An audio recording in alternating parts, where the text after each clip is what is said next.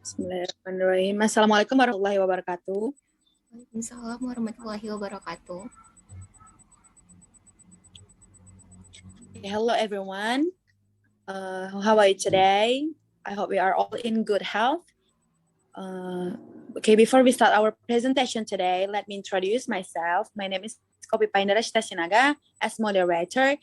And my friends, there are Cynthia Priska, Tiara Lestari, and Tria Yolandita.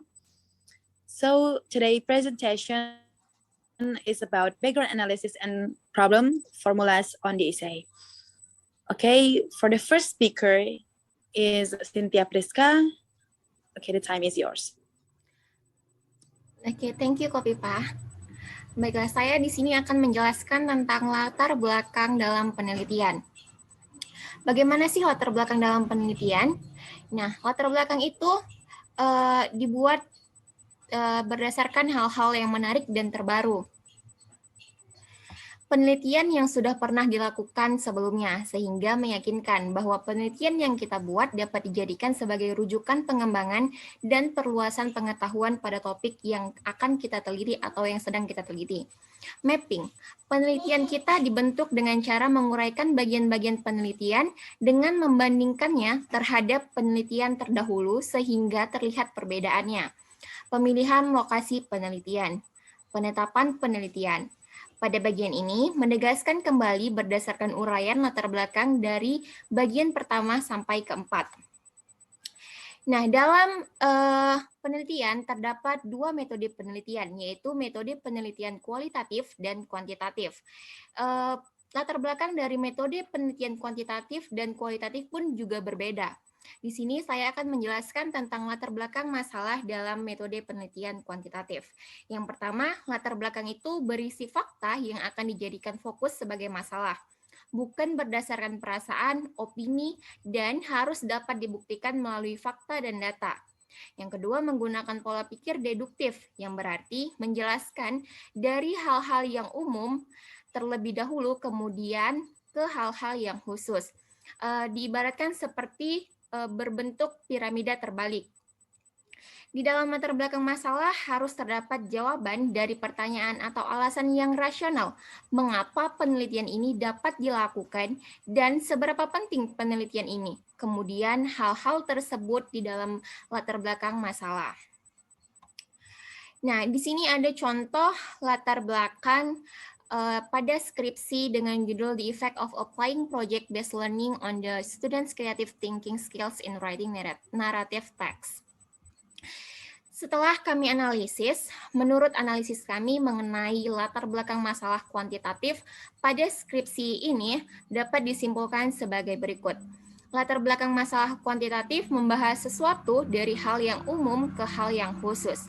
Urutannya sudah benar dan sesuai, tetapi di paragraf pertama menurut kami itu terlalu biasa saja, terlalu umum, terlalu global, terlalu general untuk menjadi dasarnya, di mana di paragraf pertama menjelaskan tentang bahasa.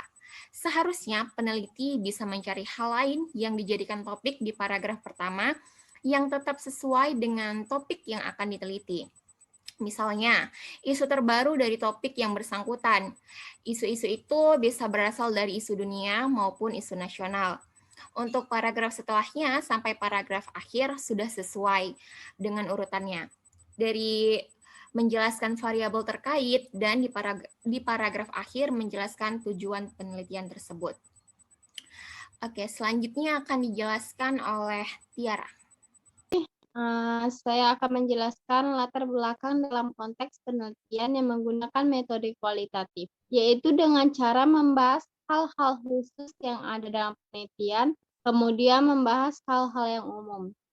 Diibaratkan seperti bentuk piramida. Dalam penelitian ini membahas hal-hal spesifik atau hal-hal umum, hal-hal khusus yang dapat dikaitkan sebagai fenomena yang general atau yang lebih luas untuk menunjukkan hal-hal yang unik yang akan dieksplorasi menjadi hal-hal penting dalam masyarakat luas. Dalam hal-hal yang tidak diperbolehkan ditulis di dalam latar belakang masalah kualitatif, yaitu 1, tidak boleh menuliskan kalimat harus atau seharusnya. 2. Tidak boleh menuliskan pendapat sendiri. Dan 3. Tidak boleh melakukan prasangka-prasangka. Penelitian ini harus ditulis berdasarkan fakta dan data. Berdasarkan yang telah kami analisis, yaitu yang berjudul The Student Speaking Accuracy and Fluency Ability in Video Production Through Online Learning Process, yaitu hasil analisis kami tentang latar belakang masalah berdasarkan skripsi tersebut. 1. Skripsi tersebut sudah menuliskan latar belakang sesuai dengan fakta dan data. 2. Skripsi tersebut menggunakan pola pikir deduktif, yaitu membahas hal yang umum terlebih dahulu, kemudian ke hal-hal yang khusus. Namun seharusnya ada kesalahan, yaitu seharusnya skripsi tersebut menggunakan pola pikir induktif yang membahas hal-hal yang umum terlebih dahulu, kemudian membahas hal-hal yang khusus. Ketiga, di dalam skripsi penulis sudah menjelaskan alasan rasional mengapa penelitian tersebut penting untuk diteliti. Dan yang keempat, dalam latar belakang skripsi tersebut, masalah yang dibahas tetap berkesinambungan dari awal sampai akhir. Oke, selanjutnya akan dijelaskan oleh Tria Yolandita. Terima kasih Tiara Lestari. Setelah latar belakang masalah, kemudian rumusan masalah. Rumusan masalah ada 2 juga. Yang pertama rumusan masalah metode kuantitatif dan yang kedua rumusan masalah metode kualitatif. Di sini saya akan menjelaskan tentang rumusan masalah kuantitatif. Yang pertama, tujuan merumuskan masalah adalah agar mudah mencari data untuk menjawab pertanyaan-pertanyaan penelitian tersebut. Jadi di sini kita bisa menemukan solusi-solusi dari permasalahan tersebut. Tahapan membuat rumusan masalah kuantitatif. Yang pertama, masalah penelitian dirumuskan dalam bentuk pertanyaan.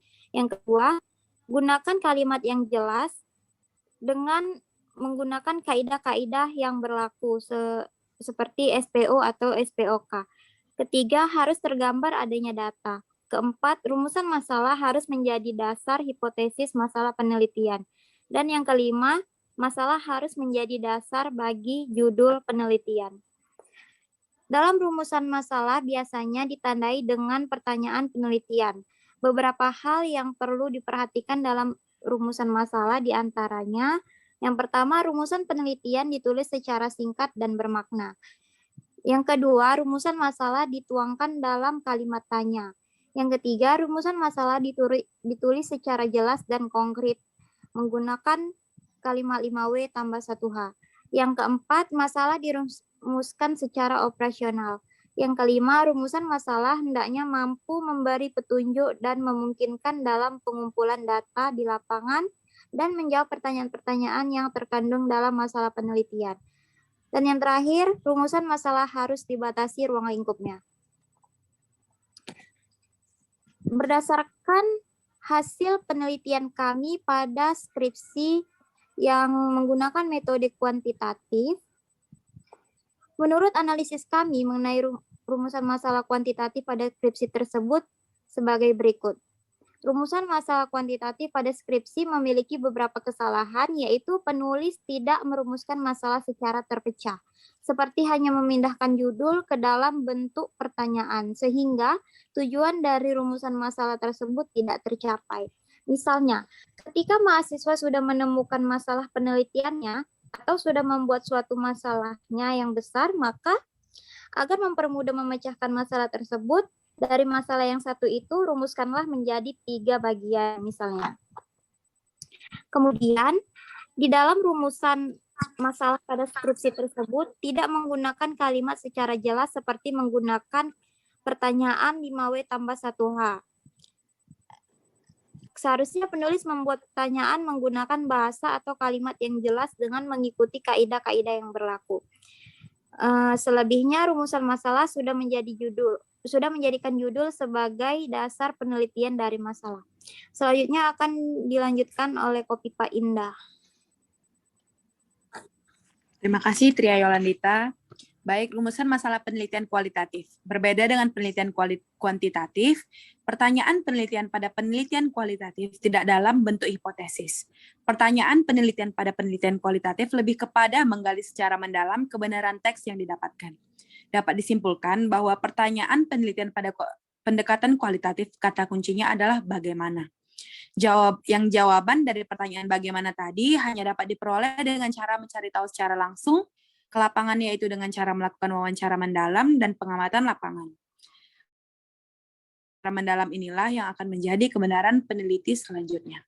Menurut analisis kami mengenai rumusan masalah kualitatif pada skripsi tersebut, yaitu rumusan masalah yang terdapat di penelitian ini telah sesuai, yaitu menggunakan rumusan 5W tambah 1H, kemudian rumusan masalah ditulis secara singkat dan jelas dan tidak terdapat hipotesis, kemudian sudah terdapat pertanyaan yang berasal dari kata bagaimana. Okay, that's all for today's presentation. Thanks for the attention. Wassalamualaikum warahmatullahi wabarakatuh. Waalaikumsalam warahmatullahi wabarakatuh.